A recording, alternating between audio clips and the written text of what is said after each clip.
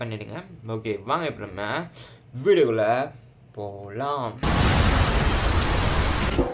துரோகம், வீழ்ச்சி, mister Beast. யூடியூபரின் ராஜா அப்படின்னு நினைக்கப்படுற மிஸ்டர் பீஸ்ட் திடீர்னு ஒரு நாள் எல்லாராலையும் அன்சப்ஸ்கிரைபர்ஸ் அதிகமாகறாங்க, டிஸ்லைக்ஸ் அதிகமாகுது, வியூவர்ஷிப் பார்த்தீங்கன்னா கம்மியாதோ இல்லையோ, ஆனால் ரூமர்ஸ் பயங்கரமாக ஸ்ப்ரெட் ஆகுது.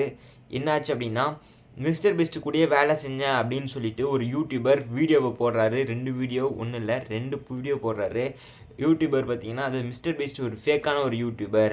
அவன் பார்த்தீங்கன்னா எல்லாத்தையும் சிஜிஐயாக பண்ணுறான், மக்களை ஏமாத்துறான். அவன் நடத்துகிற கேம்லாம் பார்த்தீங்கன்னா யாருக்குமே ப்ரைஸ் பண்ணி கொடுக்க மாட்டாங்க, அது சும்மா ரியாலிட்டி ஷோ மாதிரி தான் அப்படின்னு ஒரு யூடியூபர் ஒரு 2 வீடியோ போட்டோன்னே எல்லாம் பார்த்தீங்கன்னா தலைகீழாக மாறுது. இது வரைக்கும் அவர் சேர்த்து வச்ச சொத்து எல்லாம் பார்த்தீங்கன்னா அந்த யூடியூபரோட நம்பிக்கை, யூடியூபர் சோலோ கிரியேட்டர் அப்படின்னு நம்பிக்கைலாம் போய் ஒரு நெகட்டிவான யூடியூபராக எல்லாருக்கும்